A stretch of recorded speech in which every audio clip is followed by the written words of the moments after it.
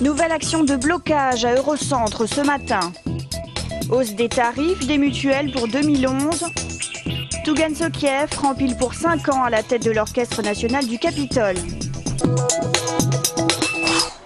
Le 21 octobre dernier, une intersyndicale avait bloqué toute la nuit la zone Eurocentre. Rebelote dès ce matin à 4 heures. Les 3 ronds-points stratégiques de la zone industrielle ont été pris d'assaut par des militants. Les camions ont dû rebrousser chemin dès le péage.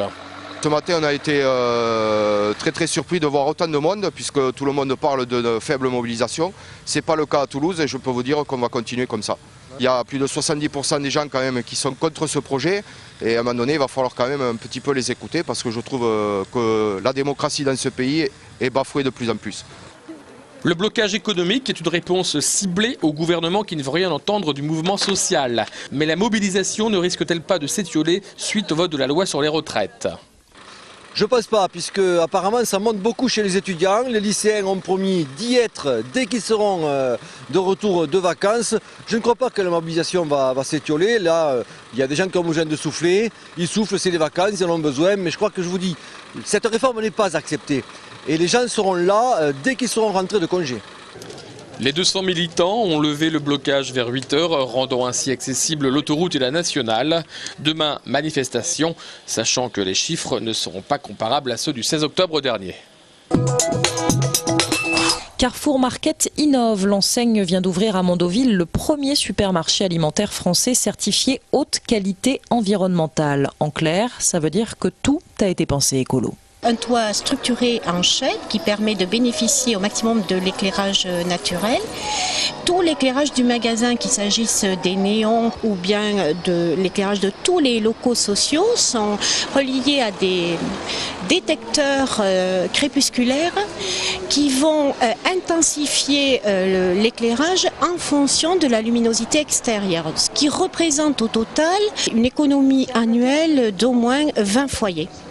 Concernant l'économie d'énergie, quelque chose qui est extrêmement important, c'est la récupération de la chaleur produite par les installations de froid pour permettre un chauffage optimum de la surface de vente et surtout ne pas utiliser d'énergie fossile telle que le gaz par exemple.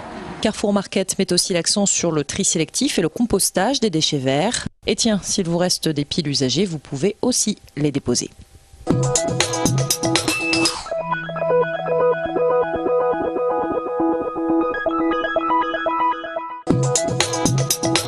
On est racketté par tous les sens. Voilà.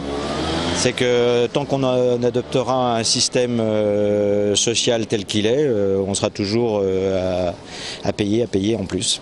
Dans la rue, il n'y a pas que les retraites qui suscitent la colère du passant. Dans cette mutuelle, installée au centre-ville, on annonce une hausse de plus de 6% sur les cotisations individuelles. C'est hélas nos adhérents qui vont devoir payer la note puisque ce sont eux également qui sont les bénéficiaires de nos prestations, notre seule source de revenus et notre seule source de dépenses. La sécurité sociale se désengage de plus en plus et laisse de plus en plus à la charge des mutuelles, détériore également les comptes techniques de ces mutuelles. Il faut savoir que l'Assemblée vient de commencer l'examen du budget de la Sécu pour 2011. Un budget qui propose donc de taxer davantage les assurances et les mutuelles. L'aboutissement des 2 ans de travail du Conseil toulousain des résidents étrangers, c'est la Semaine internationale des peuples qui se tiendra du 2 au 6 novembre. Il s'agira de montrer l'apport des étrangers à la réussite du pays et de la ville de Toulouse au travers de conférences, expositions et débats. Il y a aussi une pièce de théâtre sur le massacre des Italiens qui rappelle un peu ce que nous vivons aujourd'hui, que c'est des problèmes que d'autres peuples ont vécu. La place de l'étranger, c'est 14% des salariés, 12% des étudiants et plus de 160 nationalités.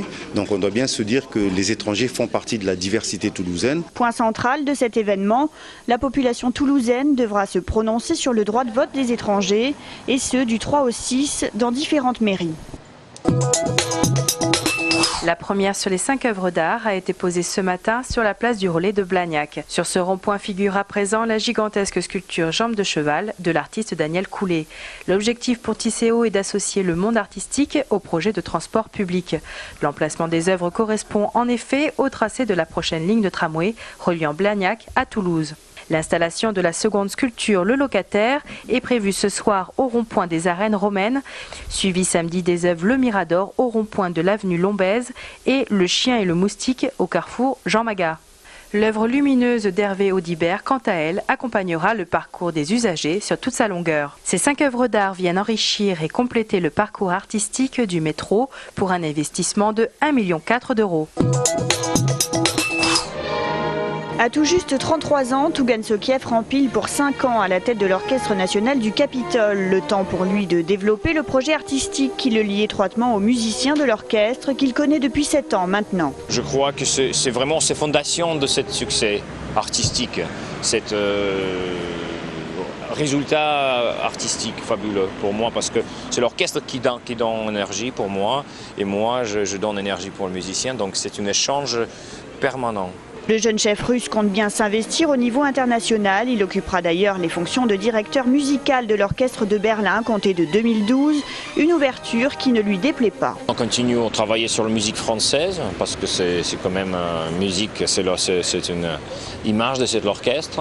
D'abord aussi la musique du XXe siècle, de musique contemporaine, musique russe, allemande. Donc, le répertoire s'est vraiment élargi maintenant. Dimanche 31, c'est direction Saint-Pétersbourg pour l'orchestre et Tougan, la ville de ses études.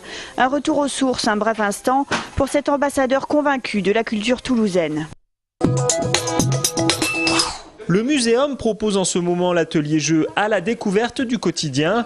Un pull, une bouteille de lait, une barquette en aluminium. De quelle matière et à partir de quelles ressources naturelles sont composés les objets dont on se sert tous les jours? Pas évident par exemple de savoir ce que l'on fabrique avec de la bauxite. L'aluminium, on va le fabriquer à partir de ce caillou qu'on trouve dans le sol de notre planète, dans certains endroits. La relation entre la nature et notre dépendance à la nature n'est pas si évidente que ça au premier abord, et il me semble que c'est quelque chose d'important.